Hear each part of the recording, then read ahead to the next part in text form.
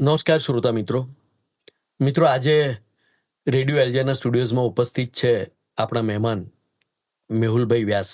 મેહુલભાઈ, સ્વાગત છે આપનું થેન્ક યુ સર. સ્ટુડિયોઝમાં. Thank you Jayshree. મેહુલભાઈ છેલ્લા 9 વર્ષથી ઇન્ફોર્મેશન ટેકનોલોજી રિલેટેડ સેવાઓ એટલે સર્વિસીસ સંબંધિત કાર્યમાં જોડાયેલા છે અને ઘણી બધી સેવાઓ એ આપે છે. મેહુલભાઈ, આ પહેલો પ્રશ્ન એવો થાય કે તમે કરિયરની શરૂઆત કેવી રીતે કરી હતી? કરિયરની શરૂઆત એટલે બીએસસી ફિઝિક્સ કર્યા પછી એટલો તો આઈડિયા આવ્યો હતો કે ફિઝિક્સ રિલેટેડ જોબ કરીશ તો મને કદાચ એટલી ખબર નહીં પડે, પણ કમ્પ્યુટરનું થોડું ઘણું નોલેજ હતું અને સારા કોર્સ કર્યા હતા અને એ પ્રમાણે મને જોબ મળી. તો મને ઇમ્પોર્ટ એક્સપોર્ટ, ફોરેન એક્સચેન્જ અને કસ્ટમ એક્સાઇઝ આ બધું કામ કરતો હતો હું એક ગાર્મેન્ટ કંપનીમાં, જે ટેક્સટાઇલ કંપની હતી. પછી એની સિસ્ટર કન્સર્ન 3-4 કંપની હતી, તો હું એની અંદર એક્સપોર્ટ ઇમ્પોર્ટ ને બધું કામ જોતો હતો. પણ એ વખતે શું હતું કે જેમ ઇંગ્લિશની એક મહત્વતા છે એમ કમ્પ્યુટરની પણ એક મહત્વતા છે. કમ્પ્યુટર તમને કંપનીમાં આવડતું હોય તો તમે એની અંદર માસ્ટર કહેવાય કંપનીમાં, તો ઘણી બધી ઓપોર્ચ્યુનિટી મળી અને આઈટીએ મને બહુ સપોર્ટ કર્યો. એના પછી મને જીએનએફસીમાં એટલે કે એન્કોર સોલ્યુશનમાં જોબ મળી અને ત્યાં આગળ હું ડિજિટલ સિગ્નેચર સર્ટિફિકેટ અને ઈ ટેન્ડરિંગ એવા 2 ડિપાર્ટમેન્ટની અંદર ઘણું બધા વર્ષો સુધી કામ કર્યું. 10 વર્ષ મેં ત્યાં આગળ આપ્યા અને એ એક્સપિરિયન્સ મને કામ આવ્યો. મને 2015માં મેં મારો પોતાનો બિઝનેસ શરૂ કર્યો, સફલ સોફ્ટકોમના નામ, અને ત્યારથી આ જર્ની ચાલુ થઈ. બરાબર છે. એટલે ઈ ટેન્ડરિંગ અને ડિજિટલ સર્ટિફિકેટ, યસ, એ 2 કોર એરિયા છે જેમાં તમે કામ કરો છો. Yes sir. એમાં કયા પ્રકારની સર્વિસીસ આપવી પડે? ડિજિટલ સિગ્નેચર સર્ટિફિકેટ એક એવો બિઝનેસ છે, એવી એક પ્રોડક્ટ છે કે જેમાં નોર્મલ પબ્લિકને ખબર નથી કે આ ડિજિટલ સિગ્નેચર સર્ટિફિકેટ છે શું, અને ખબર હોય તો કેવી રીતે અને ક્યાં વપરાય છે એ ખબર નથી હોતી. બરાબર. તો digital signature certificate is a virtual identity of your self. જેમ તમે પાસપોર્ટ તમારો કઢાવો છો એની જેવી પ્રોસેસ છે, એવી જ થોડી ઘણી મળતી આવતી એવી એની પ્રોસેસ છે. અને ડિજિટલ સિગ્નેચર 1 કે 2 કે 3 વર્ષ માટે જ વેલિડ હોય છે, પછી તમારે રિન્યૂ કરાવવાની હોય છે. બરાબર. ડિજિટલ સિગ્નેચર સર્ટિફિકેટનો ઉપયોગ એ ગવર્મેન્ટની મોસ્ટલી ટ્રાન્ઝેક્શન અથવા ડેટા સિક્યોર કરવા માટેની સાઇટ ઉપર કસ્ટમર એટલે કે યુઝર અને બાયર એટલે કે ડિપાર્ટમેન્ટ, ગવર્મેન્ટ ઓફ ઓથોરિટી, એ લોકોને મેન્ડેટરી છે યુઝ કરવી. અને આ ઘણા વર્ષોથી છે, આજથી નથી, 20 વર્ષ થઈ ગયું આ ઇન્ડસ્ટ્રીને. મોસ્ટલી તમે જુઓ તો આઈટી રિટર્ન માટે ચાર્ટર્ડ એકાઉન્ટન્ટ તમારી જોડે ડિજિટલ સિગ્નેચર બનાવડાવતા હોય છે અને એ ડિજિટલ સિગ્નેચર કંપની રજિસ્ટ્રેશન કરવાનું હોય, જીએસટી રિટર્ન ભરવાનું હોય, પીએફ અથવા ઈએસઆઈના ડેટા અપલોડ કરવાનું હોય, ઈ ટેન્ડરિંગ કરવાનું હોય, અથવા ઇમ્પોર્ટ એક્સપોર્ટ ડીજીએફટીના કામ કરવાના હોય, લેબર લો કન્સલ્ટન્ટ હોય, એ બધાને એમના ક્લાયન્ટ માટે અથવા કસ્ટમરના પોતાના માટે મેન્ડેટરી છે કે લેવું જ પડે. અને આ વાસ્ટ ઇન્ડસ્ટ્રી છે. યરલી અમદાવાદની જ અંદર 4 થી 5 લાખ ડીએસસી ઇસ્યુ થતા હોય છે. અચ્છા. હા.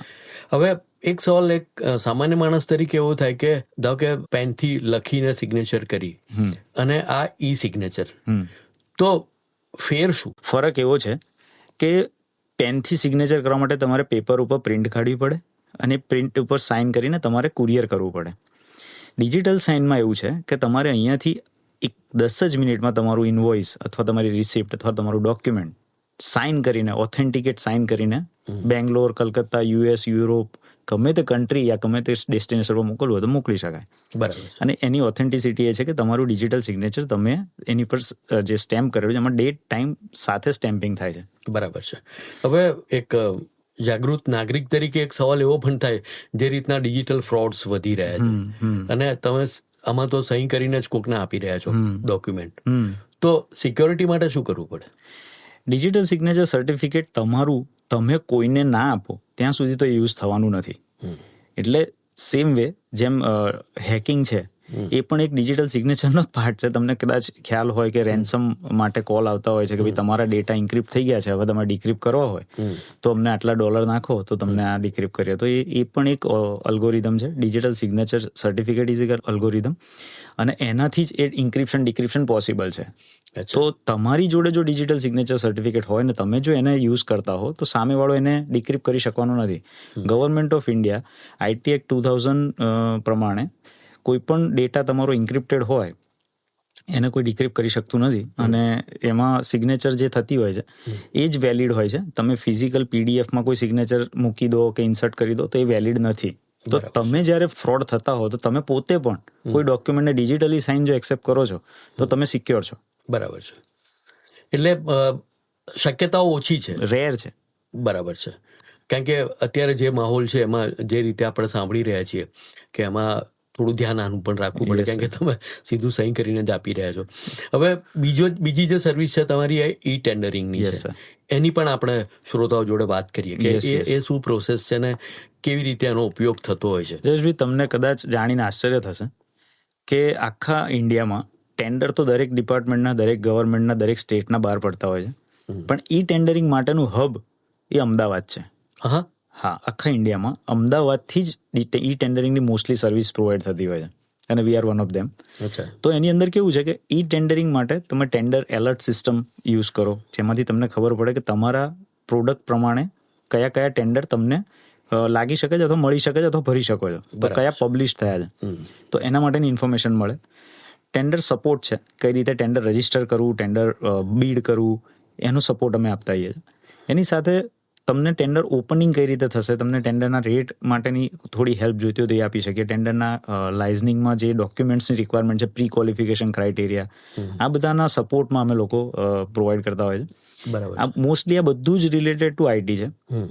અને સૌથી અગત્યની વસ્તુ એ છે કે આ ટેન્ડર તમારી પ્રોડક્ટનું તમારે નજીકના જ કોઈ ડિપાર્ટમેન્ટમાં રિક્વાયરમેન્ટ હોય ને તમને ખબર ના હોય અને પછી જતું રહે અને પછી તમને એવું થાય કે આપણા કોમ્પિટિટર આ રીતે ભરી રહ્યા છે, ત્યારે જે તમને થતું હોય છે કે એક સાઇડ લાઇન બિઝનેસ કરી શકતા હતા ગવર્મેન્ટ સાથે, કેમ કે પ્રાઇવેટમાં તો મોસ્ટલી બધા સપ્લાય કરતા જ હોય છે પોતાની product service.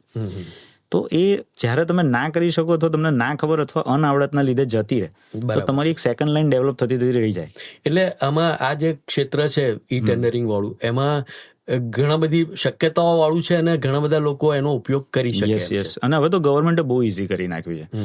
Government of India એટલે મોદી સાહેબના જે ગવર્મેન્ટ છે એમણે ગવર્મેન્ટ ઈ માર્કેટ પ્લેસ એટલે એમેઝોન જેવું એક આખું પોર્ટલ બનાવી દીધું છે, જેમાં બાયર છે ગવર્મેન્ટ અને સેલર છીએ આપણે. એટલે જે પણ પોતાની સર્વિસ, પ્રોડક્ટ કે જે પણ એમના પોતાના કેટલોગ હોય એ અપલોડ કરી દે, પોતાની કંપની રજીસ્ટર કરે, એની પર કેટલોગ અપલોડ કરે અને એના પ્રમાણે ગવર્મેન્ટ એની પાસેથી ડાયરેક્ટલી બાય કરે અથવા ઓર્ડર કરે અથવા બીડ કરે. બરાબર. અને તમને રેગ્યુલરલી અપડેટ આવતી રહે. તો ગવર્મેન્ટ ઈ માર્કેટ પ્લેસ જેમ કે છે બધા એને, એ અત્યારે બહુ જ ટ્રેન્ડિંગમાં છે અને સક્સેસફુલ છે અને સુપર ચાલી રહ્યું છે. બરાબર છે. મિત્રો, આપણે મેહુલભાઈ સાથે વાત કરી રહ્યા કે જેઓ ઇન્ફોર્મેશન ટેકનોલોજી રિલેટેડ સેવાઓ આપી રહ્યા છે. મેહુલભાઈ, એક સવાલ એવો થાય કે આટલી શક્યતાઓ વાળો જે આ ક્ષેત્ર છે, તમને આમાં વિકાસ એટલે એમાં આગળ ડેવલપમેન્ટ કેવું લાગે છે, ક્યાં સુધી પહોંચી શકાય એવું છે? અનંત છે સાહેબ. ડિજિટલ સિગ્નેચર સર્ટિફિકેટની વાત કરીએ તો હજી જેમ કે આપણે આઈટી રિટર્ન કેટલા ભરાય છે, પર્સન્ટેજ વાઇઝ જોઈએ તો બહુ જ ઓછા ભરાઈ રહ્યા છે. બરાબર. તો એ પણ વધશે, કંપનીઓ નવી રજીસ્ટ્રેશન બી વધી રહી છે. ઇન્ડિયામાં બિઝનેસ ફેલાઈ રહ્યા છે. જેટલા બિઝનેસ ફેલાઈ રહ્યા છે, જેટલું ઇમ્પોર્ટ એક્સપોર્ટ થઈ રહ્યું છે, જેટલા ગવર્મેન્ટના ટેન્ડર્સ આવી રહ્યા છે, એ પ્રમાણે ડિજિટલ સિગ્નેચરનો વ્યાપ 3 times થશે. એટલે આ બિઝનેસ ઇન્ડસ્ટ્રીમાં સર્ટિફાઈંગ ઓથોરિટી બનવાથી લઈને એના રજીસ્ટ્રેશન ઓથોરિટી લઈને સપ્લાયમાં એના ડિજિટલ સિગ્નેચર એન્ડ યુઝર સુધી પહોંચાડવાની સર્વિસ કે એના સપોર્ટ આપવામાં બહુ જ બધા લોકોને એમ્પ્લોયમેન્ટ મળી શકે એમ છે. બરાબર છે. બહુ સરસ વાત કરી તમે કે એમ્પ્લોયમેન્ટની શક્યતાઓ છે. અમારા તો જે શ્રોતાઓ છે વિદ્યાર્થીઓ જ છે, આ ક્ષેત્રના પણ છે અને એ સિવાયના પણ બધા જ શ્રોતાઓ સાંભળી રહ્યા છે. તો શક્યતાઓ કેટલી છે અને ક્યાં સુધી પહોંચી શકે અને એના માટેની એમણે શું તૈયારી કરવી જોઈએ, શું ક્વોલિફિકેશન મેળવવી જોઈએ? બેઝિકલી આ છે એક સર્વિસ સેક્ટર છે. સર્વિસ સેક્ટરમાં આપણે મોસ્ટલી એવું હોય કે સર્વિસ રિલેટેડ સર્ટિફિકેશન હોય, જેમ કે ITIL છે કે PMP છે. તો મેં ITIL કરેલું છે અને તમે જો એ સમજી લો કે કસ્ટમરની નીડ શું છે અને તમે એકચ્યુઅલી તમે સર્વિસ સેક્ટરમાં આવો ત્યારે તમારા માટે કસ્ટમર ઇઝ ગોડ. તો કસ્ટમરની રિક્વાયરમેન્ટ અને ટાઈમ એ પ્રમાણે તમે સર્વિસ આપતા હો તો આ એક ફ્રીલાન્સ અથવા તમારી બેઝિક એક ઓફિસ સાથેનો સેટઅપ બંને રીતે કામ કરી શકો છો. ઇવન ધો ડિજિટલ સિગ્નેચર ઓર ઈ ટેન્ડરિંગ સર્વિસ તમે તમારી સેકન્ડ લાઇન તરીકે બી યુઝ કરી શકો છો, પાર્ટ ટાઈમમાં પણ યુઝ કરી શકો છો. કેમ કે આની અંદર એવું છે કે ટેન્ડરની ડેટ તો 10-15 દિવસ સુધી તમને મળે ભરવાની, તો તમે વિધિન 10 days તમે કોઈનું ટેન્ડર બીડ કરી આપો અથવા એને હેલ્પ કરો, તો આ એક આખી સર્વિસ છે. ટેન્ડર ઇન્ફોર્મેશન સર્વિસ ઘણા બધા લોકો આપી રહ્યા છે. તો એની અંદર તમે એનો જ પાર્ટ એક આઉટસોર્સ કરીને તમારી બ્રાન્ડ સાથે બી વાપરી શકો છો. ઘણી બધી સર્વિસ એવી છે આની અંદર, જેમ કે ડિજિટલ સિગ્નેચર સપ્લાય માટેની સર્વિસ છે. તો એ પણ એન્ડ યુઝરને કઈ રીતે મળી શકે છે એની એક આખી ચેન્જ અમે ટ્રેન કરીએ છીએ. કેવી રીતે રજિસ્ટ્રેશન કરવું, કેવી રીતે એને ડાઉનલોડ કરવું, કેવી રીતે એને યુઝ કરવું, કેવી રીતે સપોર્ટ કરો.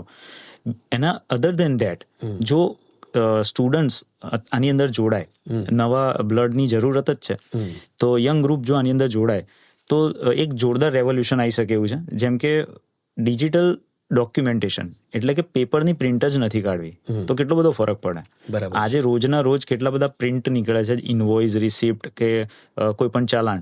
જો આપણે એને ડિજિટાઇઝ કરીને વોટ્સઅપ, ઈમેલ અથવા કોઈ પણ અધર માધ્યમથી એને મોકલાઈ દઈએ કસ્ટમરને, તો કોઈ જરૂરત જ નથી પ્રિન્ટ કાઢવાની. સામેવાળાને બી એટલી જ ડિટેલ જોઈએ છે. અને હવે તો કોઈ પણ ગવર્મેન્ટ ડિપાર્ટમેન્ટ પણ તમારી પાસેથી કોઈ ફિઝિકલ ડોક્યુમેન્ટ માંગતું નથી. તમારી જોડે જો એ સોફ્ટ કોપીમાં હોય તો દે વિલ અલાઉ. બરાબર છે. તો આ એક આખો રેવોલ્યુશન ક્રિએટ થઈ શકે છે, જેની અંદર બહુ જ બધી કારકિર્દી બની શકે એવી છે. બરાબર છે. હવે ધારો કે કોઈ શ્રોતાને, કોઈ આપણા વિદ્યાર્થીને રસ પડે આમાં, તો તમારો સંપર્ક કરી શકે? Yes, definitely, most welcome. તો આપણે તમારો નંબર આપી શકીએ? યસ, મારો મોબાઈલ નંબર છે 8128988067 અને મારી ઓફિસ છે પકવાન 4 રસ્તા, સફલ સોફ્ટકોમ. ઓકે, નંબર એક પર ફરી વાર આપી દઈએ. હા, મેહુલ વ્યાસ, 8128988067. મારો ડાયરેક્ટ વોટ્સઅપ નંબર પણ આ જ છે. યુ કેન ડીએમ મી. તમે મારી ઓફિસે પણ આવી શકો છો. મારી ઓફિસ સફલ સોફ્ટકોમ પકવાન 4 રસ્તા છે, જે અક્ષર ટાવરમાં 307. મિત્રો, હવે આપણી પણ જવાબદારી થાય છે કે આપણે ક્યારે અને કેવી તૈયારી સાથે મેહુલભાઈનો સંપર્ક કરવો.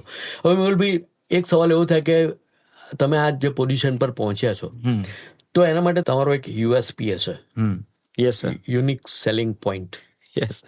એ પણ શ્રોતાઓને જણાવી દઈએ આપણે. તો જ્યારે હું આ ડિજિટલ સિગ્નેચર સર્ટિફિકેટના બિઝનેસમાં આવ્યો હતો, ત્યારે ઓલમોસ્ટ દરેક જણ, ઘણા બધા લોકોને યુઝ કરવા માટેની રિક્વાયરમેન્ટ હતી. ત્યારે એવું સિનારીઓ હતો કે તમે આ ડોક્યુમેન્ટ રેડી કરીને લાવો, આ ડીડી કઢાઈને લાવો, આ પ્રોસેસ કરીને લાવો, ટ્રુ કોપી કરાવીને લાવો, આ બધી બહુ પ્રોસેસ કરો તો તમને ડિજિટલ સિગ્નેચર મળે ને. અને એની પ્રોસેસના 2 થી 3 દિવસ લાગી જતા હતા. When I come to in this process, કે મને એવું થયું કે આ એક જોડતી કડી છે કસ્ટમરને મને, કે જ્યાં આગળ હું ટાઈમ બચાવી શકું. એ વખતે મેં સૌથી પહેલો ડોર સ્ટેપ સર્વિસ આપવાની ચાલુ કરી હતી. મેં મારા ટીમને એક વસ્તુ સમજાવી હતી કે આપણે કસ્ટમરને અહીંયા બોલાવો જ નથી. એટલે અમે કસ્ટમરને ત્યાં જતા હતા અને કસ્ટમરને એક અજીબ લાગતું હતું કે તમે અમારે ત્યાં આવશો સર્ટિફિકેટ આપવા માટે. અમે એમના ત્યાં જતા હતા, ભરોસો ઉભો કરતા. યસ, બરાબર છે. અમે એને પ્રોસેસ કરી ત્યાં આગળ જ એના ડોર સ્ટેપ ઉપર, એટલે કે એની ઓફિસમાં કે એના ઘરે ડિજિટલ સિગ્નેચર પ્રોસેસ કરીને પ્રોવાઈડ કરતા હતા. બરાબર છે. તો રાધર દેન એમને ધક્કા ખવડાવવા, 1-2 ધક્કા અમે કસ્ટમરને ત્યાં ખાવાનું ચાલુ કર્યું. તો અમારો કસ્ટમર બેઝ બહુ જ મોટો થયો. બરાબર છે. બીજો એક એવો હતો કે જે લોકો આ ઇન્ડસ્ટ્રીમાં જોડાયેલા હતા, એમનું કોઈ એક કમ્યુનિકેશન ગ્રુપ કે કમ્યુનિકેશન હતું નહીં, વચ્ચે લિંક નથી થઈ રહી કે આપણે બધા એક સાથે કોઈ અલગ અલગ સર્વિસ આપી હોય તો કઈ રીતે આપી શકીએ. તો મેં એવું એક બ્રિજ બનાવ્યો કે અમે લોકો જ ટેન્ડરની સર્વિસ જેને ના આવડતી એને એ શીખવાડી, જેને ડિજિટલ સિગ્નેચર નથી આવડતી એને ડિજિટલ સિગ્નેચર શીખવાડી. એવી રીતે અમે લોકોએ ગ્રુપ બનાવ્યું. ગુજરાતમાં અમે 300 થી વધારે ડિજિટલ સિગ્નેચરના સબ ડીલર્સ બનાવ્યા હતા.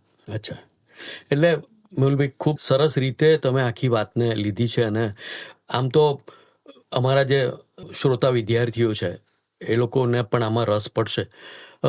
એમણે કેવી તૈયારી સાથે જોડાવું જોઈએ આ ક્ષેત્રમાં, એના વિશે પણ વાત કરીએ. આની અંદર કોઈ એવી રોકેટ સાયન્સ છે નહીં.